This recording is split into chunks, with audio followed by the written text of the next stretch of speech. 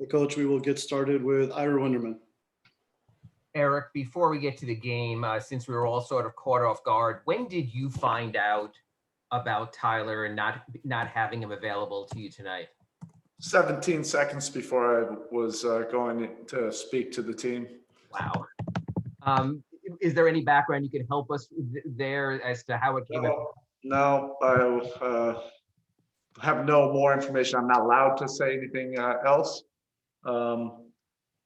But look, we've been dealing with this for 5 weeks. Everybody has this twisted about this team, saying that that there's a lack of whatever, whatever the narrative, stupid narrative that's out there. We have incredible mental toughness and stability in that locker room and as a staff. Because we've been dealing with it. We're not making any excuses for it.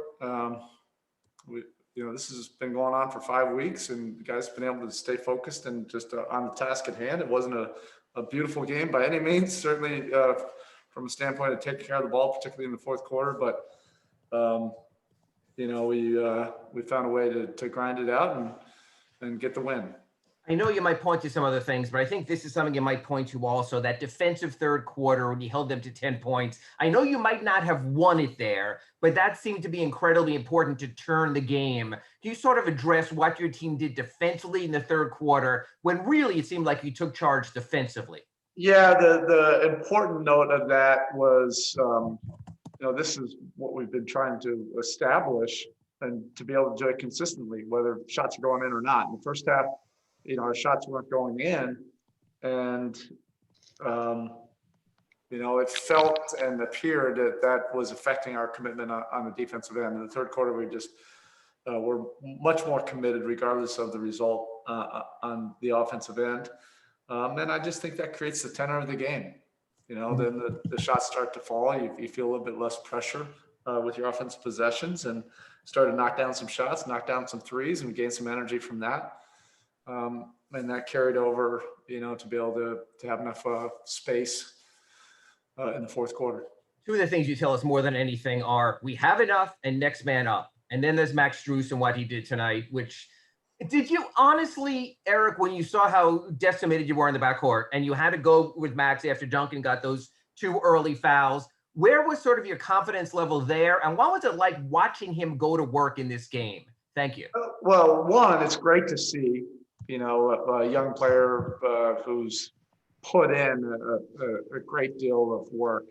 Everybody knows how we are, so it's not as if he's having days off. If anything, it's harder when you're not playing in games. There was one day I literally joked with him and the staff. He had 4, if not 5, legitimately hard workouts during the course of a game day. It was before shoot around, the shoot around, after shoot around, before the game, and then after the game. And each one was, a considerable amount of work and intensity. And that's a credit to his commitment. But again, this is not just about, games where, we won. We've developed confidence with him. He's played this year. He had a great game against the Clippers. Nobody remembers it. Nobody cares, because we weren't able to hold on to that 15-point lead, 20-point lead. But he played extremely well in that game. And in other moments when, his number's been called. But it was great to see the locker room happy for him and enjoying his success tonight. All right, up next we have Anthony Cheng. Okay, so speaking of that third quarter, I think Jimmy played the entire period. He had the 6 points, but also 6 rebounds, 5 assists. How much did his energy kind of get things going for you guys in that quarter? He understood, how important it was for us to create some space. Defensively, we were able to get some consecutive stops, and then he made sure the ball was getting to where it needed to go on the other end. And Bam picked up his 4th foul, so he just it was understood. It was unspoken. He just knew he was going to have to go the whole quarter. Created the double-digit lead, and that's what was necessary. But he's been flirting with a triple-double the last 4 or 5 games. And with Bam, they threw a lot of smaller defenders on him. How do you feel he responded to that coverage and maybe finding other ways to make an impact with his? Yeah, it's not about that coverage. It's more about our execution detail, doing things with energy and purpose. Everything in the fourth quarter was in the mud, and it didn't necessarily need to be. But we'll watch the film and work on that, make sure we're better with that. He'll look better if he's on the move.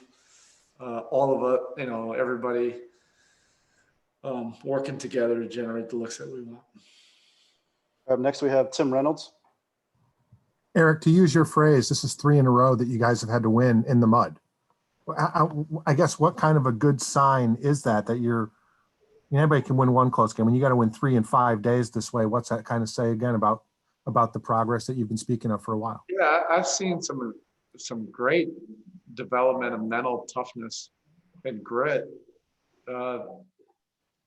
Unfortunately, some of our best games have been losses on the road, but that develops this grit. It doesn't happen overnight, and sometimes it can be extremely frustrating and disappointing when you have tough losses. But we've had some moments of great growth, on the road. The Toronto, Philly, Brooklyn, road trips. I think are steps to prepare you, to find some confidence.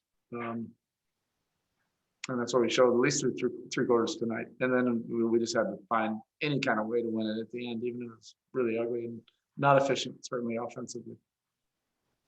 Next, we have Cooper Moorhead. So Max was just on with Jackson post-game show, and he was commenting on how important it is for him to hear Jimmy every time he steps on the floor saying, shoot the ball, shoot the ball, shoot the ball. What does it say, not just about the player development program, but about the veterans you have on this team, that you have guys constantly who come off, end of the bench, out of the rotation, they come out not just ready to play, but ready to play their game and be confident in their game. Yeah, you see it a lot in this league, it's tough if you're a young player. And then if you're an undrafted and two-way player, you're not really sure where your place is. But when you have, a highly decorated all-star telling you, shoot the ball, play your game, be you, I'm going to get you the ball. It's a lot easier, to do what you've trained to do for so many hours behind the scenes so no one's watching. It's a lot tougher to do when you get those side glances from veteran players that are beating you down. And that's part of Jimmy's greatness. He elevates guys and makes them feel comfortable, and he can raise their level of play to another level. Next, we have Alex Toledo.